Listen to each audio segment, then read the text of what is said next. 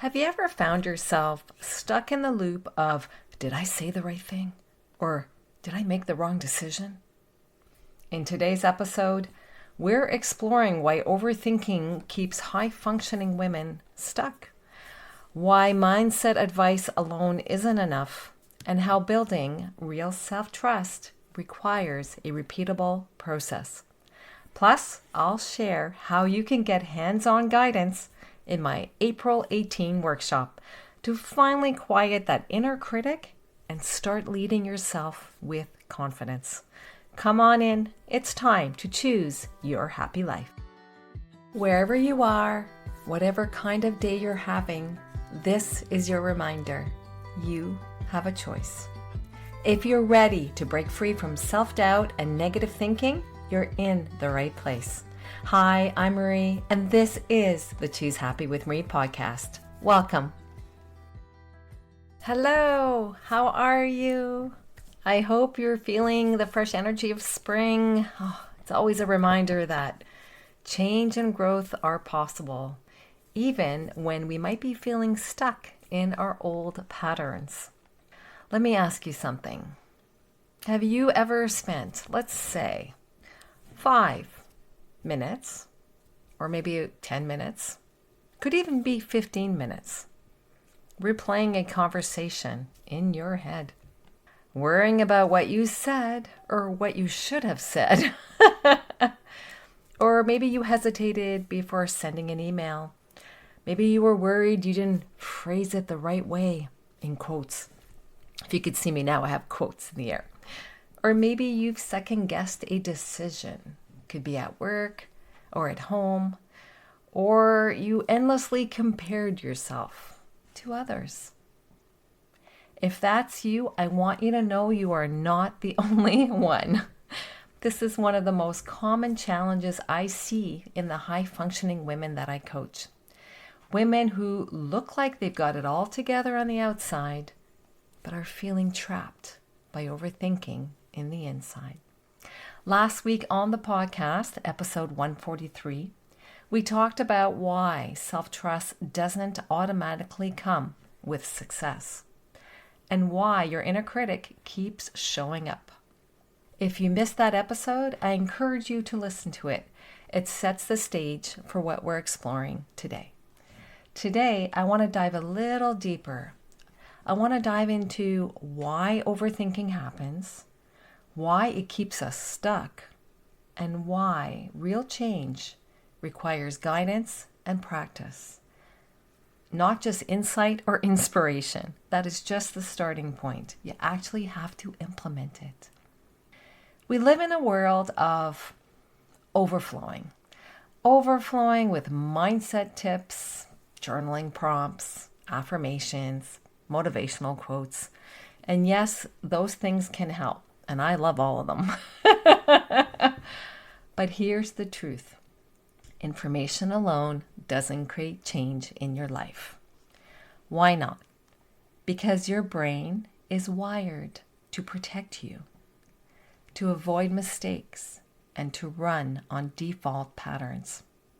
You can read a book, listen to a podcast, or repeat affirmations until your heart's content.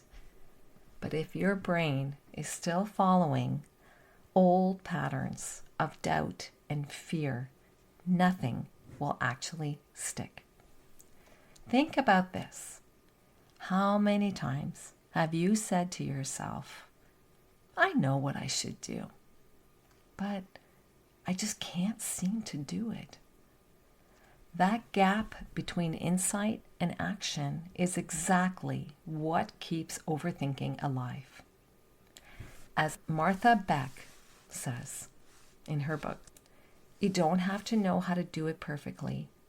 You just have to begin. Change doesn't require perfection. Change requires repetition and guidance. Overthinking often masquerades as being responsible or trying to do your best. But it's really your inner critic running the show.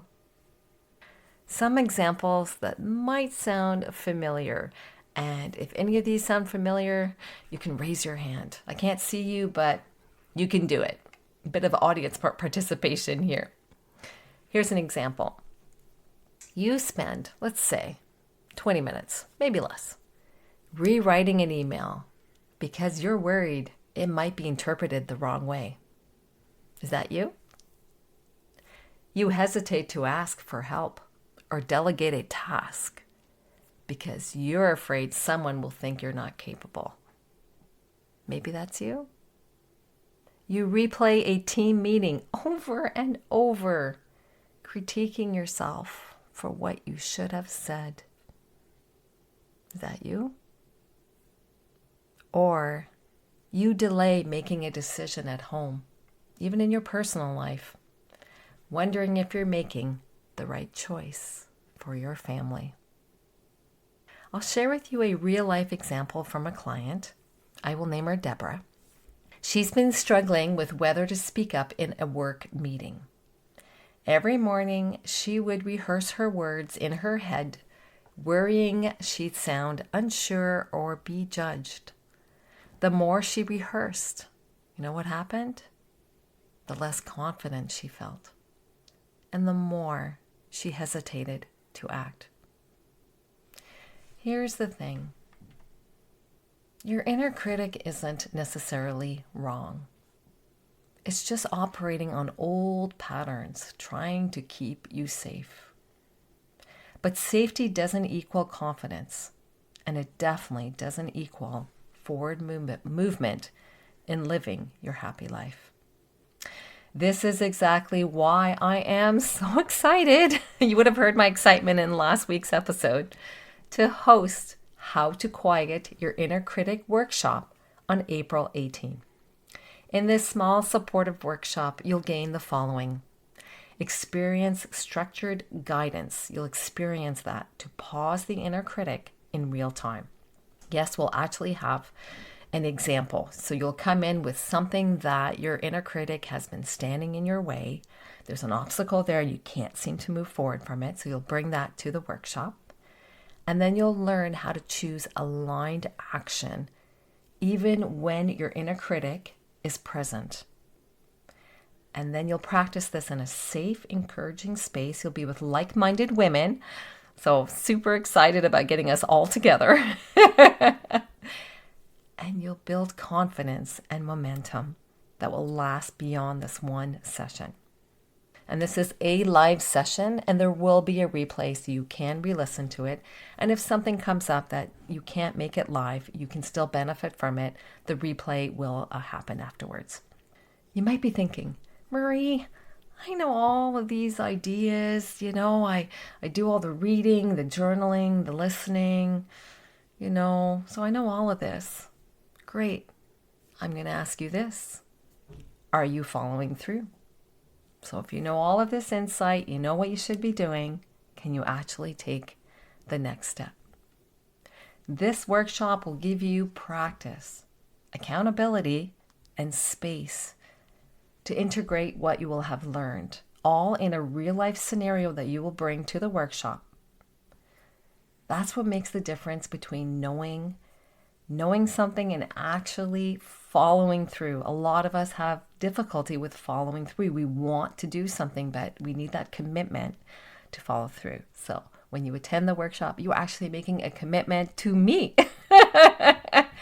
And I'm super excited to support you in that way. The workshop's not quite yet. It's in a few days. In the meantime, I have a little invitation of something small that you can do to prep yourself. Notice one moment this week when your mind starts to circle or your inner critic starts chiming in. I invite you to pause and observe. Name it quietly in your mind. Don't try to fix it yet. I just want you to notice. That pause is the first step toward self-trust. It may feel small, but awareness is your doorway to choosing your happy life. Overthinking is normal. Having an inner critic is human. Most of us, if not all of us, have that voice. It's just for some of us, it's louder than others. Change is possible, even in tiny everyday moments. And you don't have to wait to become someone that, I can do it all. You can start right now, just one small intentional step at a time. Remember what author Martha Beck says. You don't have to know how to do it perfectly. You just have to begin. If you want to practice more deeply, join me on April 18, Saturday, April 18, 2 p.m. Eastern Standard Time for the workshop. The group is small, supportive, and focused on giving you one real tool to help you move past that obstacle that is standing in your way and to help you build confidence by giving you the platform, the opportunity to decide what you're going to do next on this one thing. I can't wait to see the results from the first group, this group, April 18, and the shifts that happen even after just this one session. All right, then. I am so looking forward to seeing you in a few days. The link in the show notes will have the page where you can sign up. Please do so as soon as possible. And I'm really looking forward to it. So until then, wishing you a wonderful week of noticing, pausing, and leading yourself with confidence. Wishing you a wonderful week choosing happy. Cheers! Thanks for listening to Choose Happy with Marie. If today's episode spoke to you, I would love it if you could share it with a friend or leave a quick review for the show. It helps more women find this kind of support. Remember, you don't have to overhaul your life to start feeling better. You just have to choose happy right where you are, one choose happy choice at a time. I'll see you next time. Take care.